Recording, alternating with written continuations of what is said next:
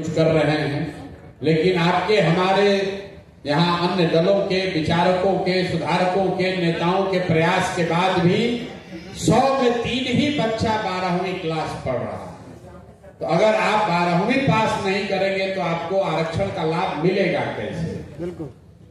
इसलिए जब इस बात को हम लोगों ने देखा, समझा, तो तय किया कि जो बाबा साहब ने बात बताई है उसमें अपने संदेश में सबसे पहले उन्होंने संगठित होने की बात नहीं कही, उन्होंने संघर्ष की बात नहीं कही। सबसे पहले उन्होंने कहा शिक्षित बनो, क्योंकि बिना शिक्षित हुए अगर आप संगठित भी हो जाएंगे तो भी आपको लाभ नहीं मिलेगा। और ये मैं नहीं कह रहा हूं, ये आंकड़े बता रहे हैं, क्योंकि ये संगठित तो बहुत बार आप हुए। जो उन्होंने तीसरी बात कही, संघर्ष करो। संघर्ष तो आप में से कई लोगों ने, कई महानुभावों ने किया, लेकिन जब तक शिक्षित होकर, संगठित होकर संघर्ष नहीं कीजिएगा तब तक उसका लाभ नहीं मिलेगा। तो पिछले 4-5 महीनों में हम लोगों ने कई छोटी बड़ी बैठकें करके ये तय किया कि भाई जन स्वराज का जो संसाधन है उस पर सबसे पहला अधिकार समाज के उस वर्ग का है जो शैक्षणिक, सामाजिक, आर्थिक तौर पर सबसे पीछे है। इसलिए जब ये प्रचार प्रसार का काम शुरू हो रहा है तो सबसे पहले बाबा साहब अम्बेडकर के नाम पर उनके संदेश को ले जाकर घर घर पहुंचाने के लिए इस अभियान की शुरुआत की जा रही है, जिसमें आप सभी साथी जुड़ रहे हैं। कई लोगों को लग रहा होगा कि इससे होगा क्या। आप जरा समझिए, 100 गाड़ी जो आपको दी जा रही है, अभी शायद 150 गाड़ी दे रहे हैं, अगर 100 गाड़ी भी आप समुचित तौर पर उसका उपयोग करें, एक गाड़ी पर 4 लोग दिन में अपना सब काम करने के बाद भी 3 गांव में, 3 दलित टोलों में अगर जाकर बैठक करते हैं और बाबा साहब के इस संदेश को पहुंचाते हैं, वहां पर रहने वाले परिवारजनों को, अपने बच्चों को पढ़ाने के प्रति सजग करते हैं, उनको ये बताते हैं कि अगर आप अगली बार वोट नाली गली 4 किलो अनाज, मुर्गा भात और दारू के बजाय जन स्वराज के दलित बंधु योजना के लिए दोगे, जिसमें आपके बच्चों के लिए 10वीं क्लास के बाद 2000 रुपया का वजीफा मिलेगा, जिसमें आपको घर बनाने के लिए 3 बरस के अंदर हर हालत में 3 डिसमिल जमीन मिलेगी, जिसमें सरकारी और गरबदरुआ खास की जमीन के बंदोबस्ती में दलितों को आरक्षित प्रश्रय दिया जाएगा, तो शायद कुछ दलित समाज के लोगों के में जागरूकता आएगी। और अगर 100 गाड़ियों से डेली काम करे तो हर दिन 300 गांव हम लोग करेंगे। और 2 महीना अगर आपने इस काम को कर दिया तो कम से कम 18,000 गांवों तक ये बात पहुंचेगी। ये 100 दिन का अभियान हम लोग शुरू कर रहे हैं। 27,000 कागज पर होना चाहिए। मेरा लक्ष्य है कि कम से कम 25,000 गांव में, बिहार में टोटल आंकड़ों के हिसाब से करीब 45,000 गांव हैं, लेकिन करीब 27,000 गांव ऐसे हैं जहां दलित समाज की छोटी बड़ी आबादी रहती है। उन 27,000 गांव में अगर आप दिन में 3 बैठक करते हैं, एक बैठक को करने में 2 घंटा लग सकता है, अगर आप 3 बैठक भी करेंगे तो आपके पास वो साधन है, आपके पास जाने के लिए गाड़ी है, आपके पास बताने के लिए बात है, विचार है, वो पर्चा है, वो कैलेंडर है, सब चीज आपको दिया जा रहा है। तो आपके पास जीवन में ये ऐसा पहला मौका ज्यादातर लोगों के पास है कि अगर आप सही में चाहते हैं तो 100 दिन के अंदर बिहार का कोई भी ऐसा गांव जहां दलित समाज के लोग रहते हैं वो अछूता नहीं रहेगा। आपके प्रयास से उस तक ये संदेश जरूर पहुंचे। आपका सिर्फ समय चाहिए और आपकी भावना सही होनी चाहिए। आप शाम में उसी गाड़ी से जाकर अपने रिश्तेदार के यहाँ घूमना चाहते हैं, घूमिए, कोई दिक्कत नहीं। वो साधन आपके लिए दिया जा रहा है। अगर सुबह में मजदूरी या कोई काम कर रहे हैं, आप व्यस्त हैं, आप दिन में 12 बजे से शुरू करना चाहते हैं, कोई बात नहीं, लेकिन एक संकल्प कीजिए, कुछ भी हो जाए, हर दिन 3 गांवों का लक्ष्य जरूर पूरा करना है। अपने सुविधा के अनुसार रूटीन बनाइए, अपने सुविधा के अनुसार रूटीन बनाइए, और उन 3 गांवों में भी किसके यहां जाना है ये भी सूची आपको दे दी जाएगी। कोई न कोई अनुसूचित समाज जाति का नेता, समाज का व्यक्ति जो अपने यहां ये बैठक कराना चाहता है, आपको वहीं पर जाना है। आपको वो सूची मिलेगी, उस सूची को लेकर आप वहां जाइए। कोई 20 आदमी को जुटाएगा, कोई 40 आदमी को जुटाएगा, बड़ी सभा की जरूरत नहीं है।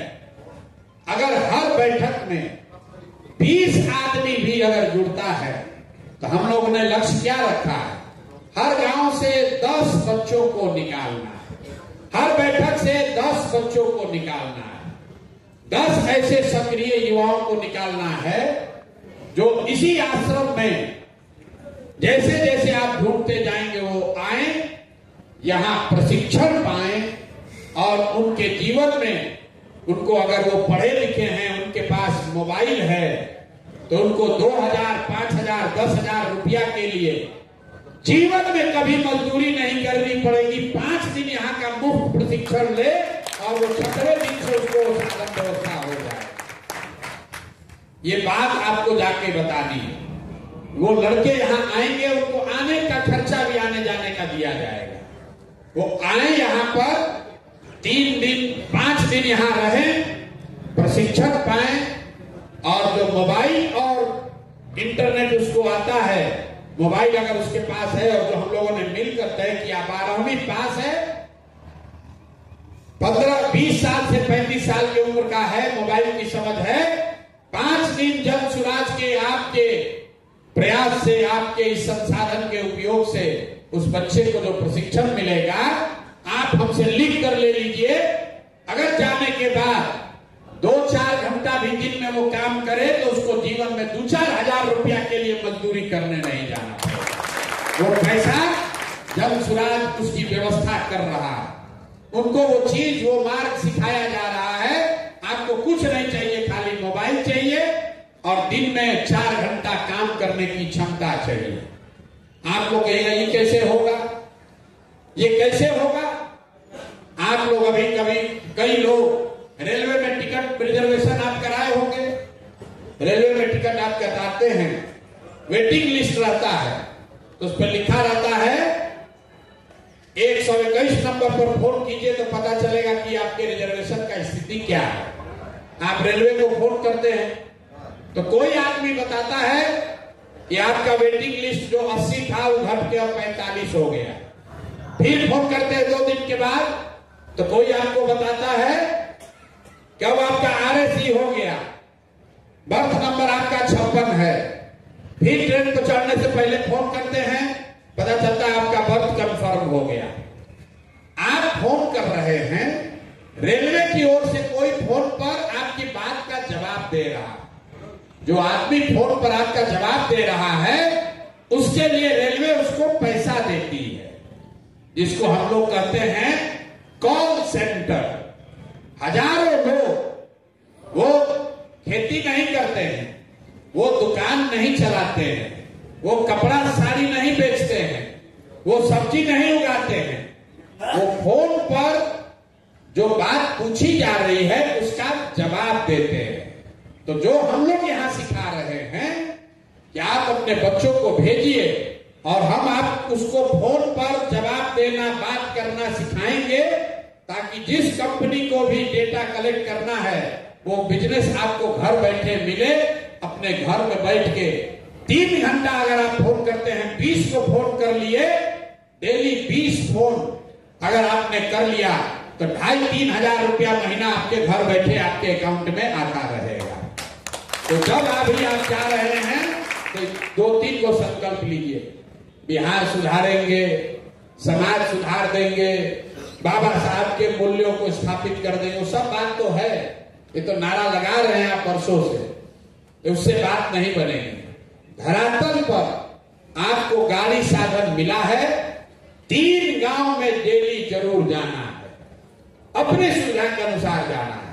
उन गांव में जो व्यक्ति ये बैठक करा रहा है उस बैठक में जाना है और वहां एकत्रित सारे लोगों को जो ये 5 बिंदु हैं, बाबा साहब का संदेश है, ये सिखाना है, उसको याद रहे, इसके लिए उसके घर में कैलेंडर लगा देना है और उस सभा में बैठे, उस सभा में सुनने वाले हर उस युवा को जो 20 से 40 साल का उम्र का है, 12वीं पास कर लिया है, मोबाइल उसके पास है, उसको यहां भेजने का प्रयास करना है। 9वीं भेजे तो उसका नाम नंबर नोट करना है, जिसको हम लोग कह रहे हैं, इसको अंबेडकर वाहिनी बनाएंगे, ताकि यही 50,000 लोग जब 14 अप्रैल को हम लोग जुटे तो ये 50,000 नवयुवक जो आपके द्वारा चुनकर समाज से खोज कर निकाले जाएंगे, यही लोग 2 करोड़ अनुसूचित जाति समाज के स्थिति को सुधारने का नेतृत्व करेंगे, उसके वाहक बनेंगे।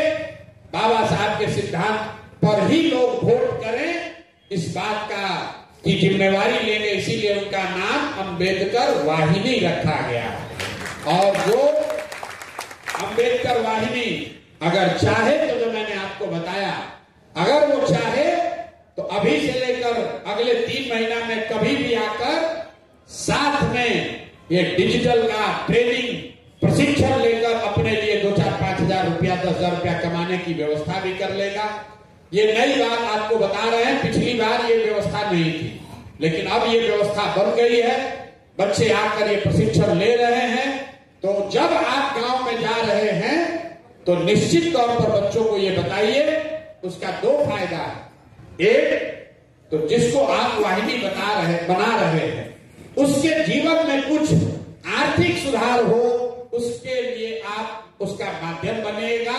जीवन भर वो आदमी आपको याद रखेगा कि आपने उसको वो प्रशिक्षण दिलवाया जिससे 2-4-5 हजार रुपया वो कमा रहा। दूसरी बात, जो वैचारिक चीज आप उसको बताएंगे, जो विचार उसके द्वारा समाज में आप स्थापित करेंगे, उससे उसको और उसके परिवारजनों को, उसके पड़ोसियों को, उसके टोला वालों को ये पता चलेगा कि जो बाबा साहब ने वोट का अधिकार दिया है, यही वो चाबी है जिससे आगे का रास्ता खुलेगा, दूसरा कोई रास्ता नहीं है। जब तक इस चाबी का इस्तेमाल करना लोग नहीं सीखेंगे, तब तक गरीबी बदहाली दूर नहीं हो सकती है। वोट की कीमत को लोगों को समझाना है। बिहार में ज्यादातर लोग, खासकर दलित समाज के लोग, आपको अपने वोट के कीमत का अंदाजा नहीं है।